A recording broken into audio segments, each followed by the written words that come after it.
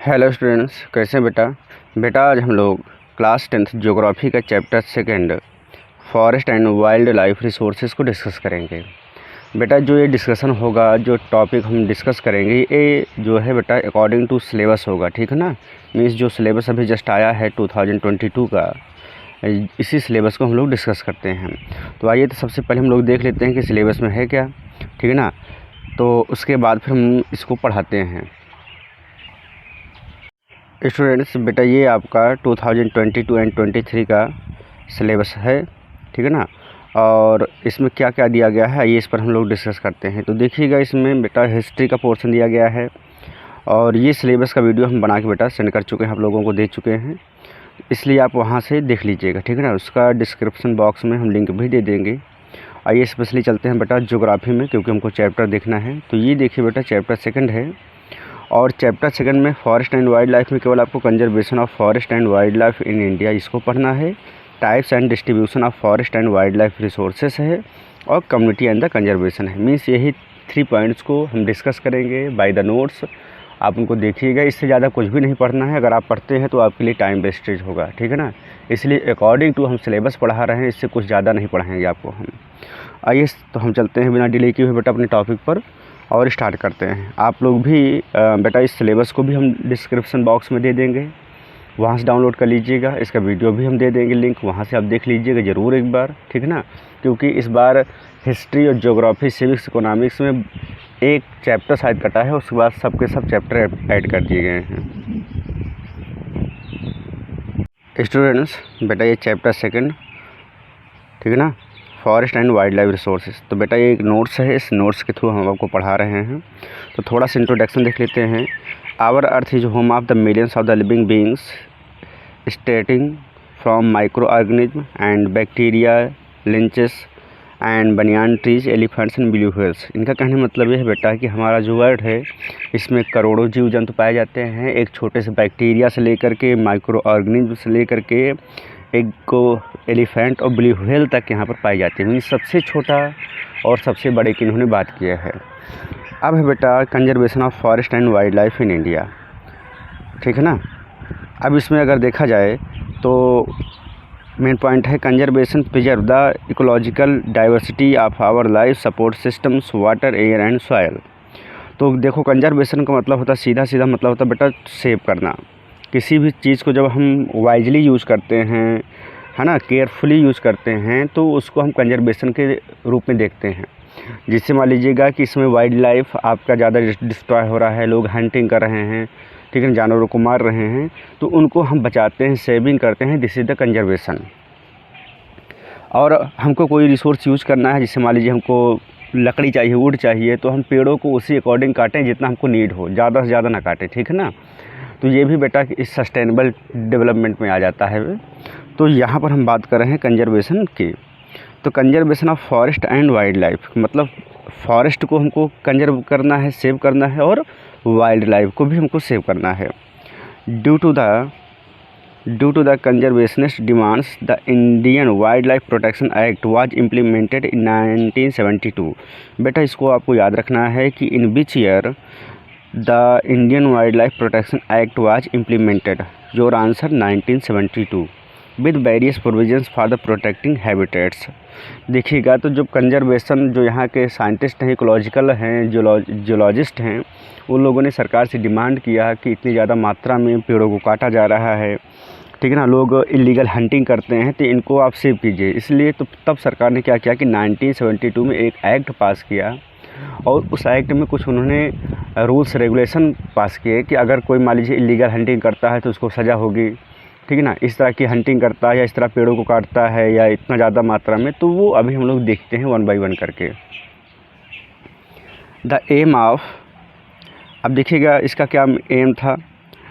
The aim of programme was protecting the remaining population of certain endangered species by banning hunting, ठीक है ना। इसका main M क्या था बेटा, इस एक्ट का मेन एम ये था कि जो इंडेंजर्ड मतलब होता है जो ख़त्म होने के कगार पे हैं, ठीक है ना, उनकी संख्या बहुत लिमिटेड है, अगर उनको बचाया नहीं गया तो in future they will be exhausted.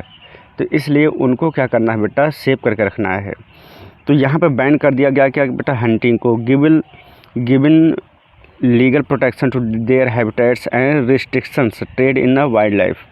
तो उनके जो आवास है जहाँ पर रहते हैं मीन्स वाइल्ड, उनके फॉरेस्ट एरिया को प्रोटेक्ट कर दिया गया और रिस्ट्रिक्टेड कर दिया गया बेटा, क्या मतलब मनाही कर दी गई, रोक दिया गया क्या, उनके ट्रेड को, कि जानवरों को ना तो हम ट्रेड कर सकते हैं। अब उसमें कुछ ही, ठीक है ना, कुछ ही चीज़ें हैं इंडेंजर्ड में, उनको बचा के रख दिया गया, उनके एरिया को प्रोटेक्ट कर दिया गया, सेव कर दिया गया कि वहाँ कोई हंटिंग करने नहीं जा सकता है, वहाँ कोई घूमने नहीं जाएगा, उनको फ्री छोड़ दो, अपना घूमे टहलें, उनकी आबादी बढ़े। तो जैसे आप एग्जांपल ले सकते हैं लायन की, ठीक है ना, इसको इंडेंजर्ड में शामिल किया गया था। राइनोसेरस हैं, ठीक है ना। तो इस तरीके से कुछ ऐसे एनिमल्स हैं बेटा कि जिनको शामिल किया गया है इस इंडेंजर्ड स्पीसीज़ में। The central and the many state government establish national parks, wild life sanctuaries, ठीक है ना। तो नेशनल पार्क्स और वाइल्ड लाइफ सेंचुरीज को भी इस्टेब्लिश किया गया, किस लिए, इन्हीं को सेव करने के लिए। The central government also announce the several project for projecting species animals which were Gravely threatened including tigers, one horn rhinoceros and others, ठीक है ना। तो यहाँ पर एक बात ये ध्यान रखना है कि सेंट्रल गवर्नमेंट ने, स्टेट गवर्नमेंट ने स्पेशली प्रोटेक्ट किया जैसे राइनोसेरस को, वन हॉर्न राइनोसेरस, एक सींग का गैंडा आपके आसाम में पाया जाता है, ठीक है ना। तो इस तरीके से क्या है बेटा कि इनकी संख्या बहुत जल्दी ख़त्म होने लगी है, क्योंकि इनका शिकार बहुत हो रहा था, इनकी स्किन को लेकर के, इनके हॉर्न को लेकर के बहुत सारी मेडिसिन्स बनाई जा रही थी, तो इसलिए उनको प्रोटेक्ट किया गया। Project tiger was also band, also launched by the government of India in the year 1973। ये ईयर आपको याद में रखना है बेटा, ठीक है ना। In which year project tiger was launch in the year 1973 to save the endangered species of tigers in the country. Next बेटा, under wild life act 1980 to 1986 several hundred butterflies, moth, beetles and one dragonfly have been added to the list of the protected species, ठीक है ना। तो इसको आपको ध्यान में रखना है, यहाँ पर ईयर बहुत इंपॉर्टेंट है, ईयर पूछे जाएंगे, ठीक है ना, 100% पूछे जाते हैं, क्योंकि ये चैप्टर शामिल किया गया है और बातों को इसमें नहीं लिया गया है, कट कर दिया गया है, तो इतना तो ज़रूर आपको याद रखना है। In 1991 for the first time plants were also added to the list starting with the 6 species। और कह रहे हैं कि फिर जब एनिमल्स की बात हो गई तो 1991 में कुछ पेड़ों को भी शामिल किया गया, प्लांट को भी शामिल किया गया, क्योंकि उनकी संख्या तेज़ी से घट रही थी, ठीक है ना। तो उनमें से केवल 6 को शामिल किया गया है। Types and distributions of forest and wild life resources. In India much of the forest and wild life resources are either owned or manage by the government. तो यहाँ पर बेटा ये जो PDF हम पढ़ा रहे हैं इसको भी हम दे देंगे, अटैच कर देंगे, आप ले लीजिएगा, बेहतरीन नोट्स बना लीजिएगा, ठीक है ना। कोई और दिक्कत होगी तो भी आप हमसे शेयर कर सकते हैं कमेंट में। तो कह रहे हैं कि यहाँ पर बेटा कि forest and wild life resource either owned or manage by the government through the forest department और other government departments. The forest are classify under the following categories. अब यहाँ पर इसका क्लासिफिकेशन ऑफ फॉरेस्ट बेटा दिया गया है आपके सिलेबस में, इसलिए इसको हम डिस्कस कर रहे हैं। है क्या, reserve forest. These forest are regarded as most valuables as for the conservation of forest and wild life resource are concern, ठीक है ना। रिजर्व फॉरेस्ट बेटा उसको बोलते हैं कि जहाँ पर हम एनिमल स्पीसीज़ को रिजर्व करके रखते हैं, ठीक है ना। उस एरिया में आप पेड़ों को काटने नहीं जा सकते हैं, केवल आप घूमने टहलने जा सकते हैं बस, इसके अलावा आप वहाँ पर कटिंग नहीं कर सकते हैं। It covers half of the total forest land, ठीक है ना। हमारे पास जितनी फॉरेस्ट लैंड है, जैसे इसमें 33% की नीड है बट 23 पॉइंट समथिंग है, तो उसका हाफ हमारे पास बेटा क्या है, एज अ रिजर्व फॉरेस्ट है।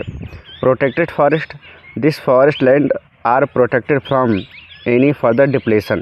Almost 1/3 of the total forest area is protected forest। अब प्रोटेक्टेड में क्या होता है बेटा कि वहाँ पर आप बिल्कुल मनाही होती है, वहाँ कोई जा भी नहीं सकता है, उनको बैन किया जाता है सभी लोगों को। तो ये तो हो गया बेटा प्रोटेक्टेड। मतलब देखो रिजर्व में क्या होता है कि उनको रिजर्व करके रखा गया है, वहाँ पर आप जा सकते हैं, घूम टहल सकते हैं, लेकिन आप पेड़ों को कटिंग नहीं कर सकते हैं। प्रोटेक्टेड में एकदम मनाही होती है कि आप बिल्कुल नहीं जा सकते हैं। मतलब अब इलीगल तरीके से आप जाएँ, लकड़ी बिनने जाएँ, कुछ भी करने जाएँ, वो अलग की बात है, ठीक है ना, लेकिन प्रोटेक्ट करके उनको स्पेशली रखा जाता है।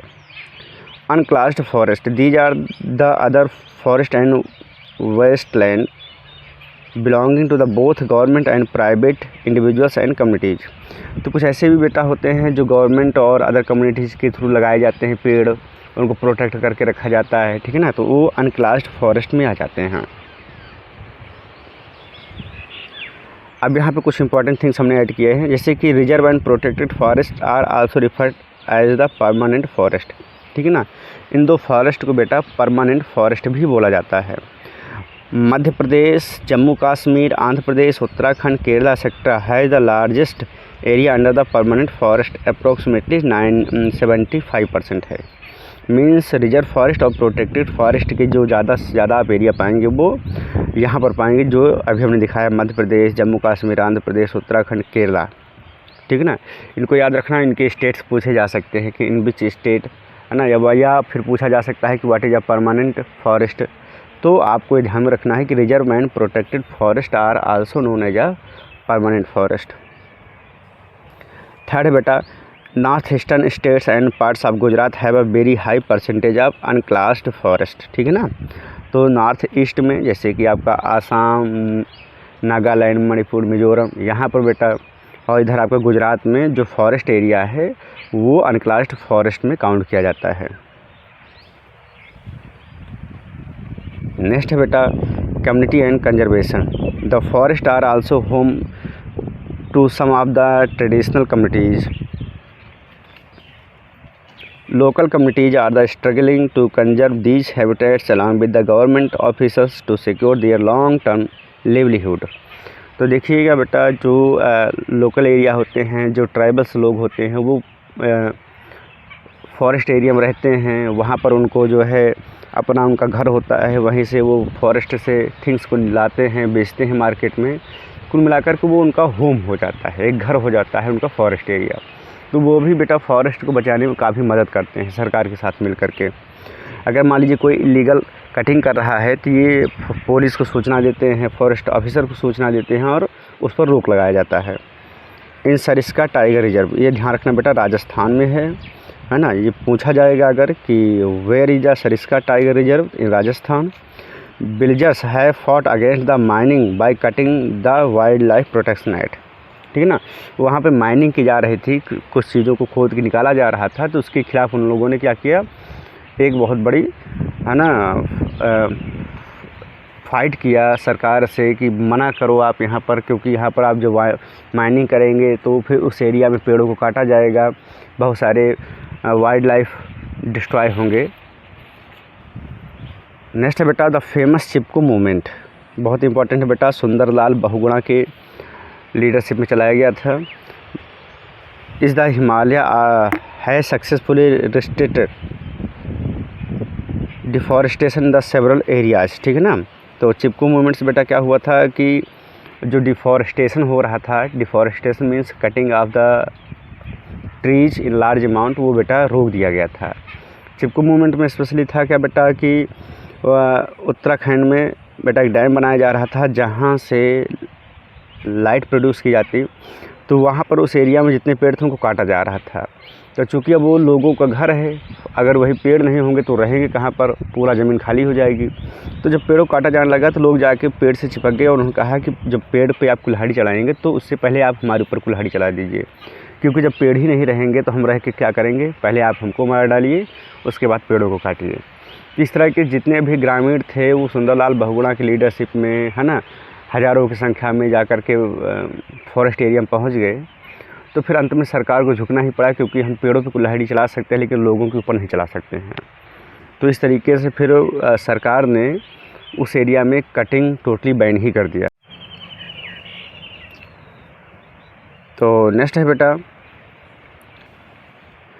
The also shown that community afforestation with indigenous species can be enormously successful, ठीक है ना। तो इस तरीके से बेटा क्या हुआ कि जो डिफॉरेस्टेशन था वो बैन कर दिया गया, और deforestation means planting of more and more trees start हुआ और सक्सेसफुल भी रहा। Farmers and citizens grow like the Beej Bachao Andolan, ये बहुत इंपॉर्टेंट है बेटा। In the Tehri and the Navdanya, तो ये बेटा बहुत इंपॉर्टेंट है। टिहरी, ठीक है ना, एक डिस्ट्रिक्ट है उत्तराखंड में। नवदन्या बेटा ये भी एक है district. Has shown that adequate levels of the diversified crop production without the use of the synthetic chemicals are possible and economically viable। देखिए यहाँ पर बीज बचाओ का मेन मतलब ये था बेटा कि इस समय हम लोग HYB सीड्स यूज़ करते हैं, ठीक है ना, हाई यील्ड वैराइटीज़, जिसको हम लोग बोलते हैं हाइब्रिड सीड्स। और हमारे पास जो खुद के देसी बीज हैं जिनको हम खाते हैं, हमारे लिए स्वास्थ्यवर्धक होते हैं, वो धीरे धीरे ख़त्म हो जा रहे हैं। तो एक मूवमेंट ये भी चलाया गया कि हमें अपने देसी बीजों को, अर्थात जो हमारे सीड्स हैं, चाहे वो राइस के हों, चाहे वीट के हों, चाहे वो अदर किसी ग्रेन्स के हों, उनको हमें सेव करके रखना है। इसी को बेटा बताया गया बीज बचाओ। यहाँ पर बीज का मतलब हुआ सीड, ठीक है ना, क्या मतलब है बेटा, सीड। नेक्स्ट है बेटा जॉइंट फॉरेस्ट मैनेजमेंट, JFM, इसका बेटा फुल फॉर्म आप याद ध्यान रखना। Programme introduce in 1988 in the state of Odisha, ठीक है ना, ये भी आपको ध्यान में रखना है। Some good example for involving local communities in the management and restoring of degraded forest, ठीक है ना, डिग्रेडेटेड फॉरेस्ट। तो यहाँ पर क्या है बेटा, जॉइंट फॉरेस्ट मैनेजमेंट का मतलब ये था बेटा, उड़ीसा में चलाया गया, जिसमें लोकल कम्युनिटीज़ को इन्वॉल्व किया गया कि आपको फॉरेस्ट एरिया को बचा के रखना, ये आपकी जिम्मेदारी है, ठीक है ना। तो कुल मिलाकर के बेटा ये वर्क आपका कंप्लीट हुआ, और जल्दी ही बेटा हम चैप्टर 3 की एक PDF बना के आपके सामने हम पेश करेंगे, ठीक है ना, उसको आप देख लीजिएगा। इतना जान लीजिएगा कि इस बार हम जो भी वीडियो बना रहे हैं वो अकॉर्डिंग टू सिलेबस है, इसी को आप देखिए, इसी को आप राइट डाउन अपने कॉपीज में कर लीजिएगा। चलिए बेटा मिलते हैं नेक्स्ट क्लास में, तब तक के लिए bye bye, have a great day.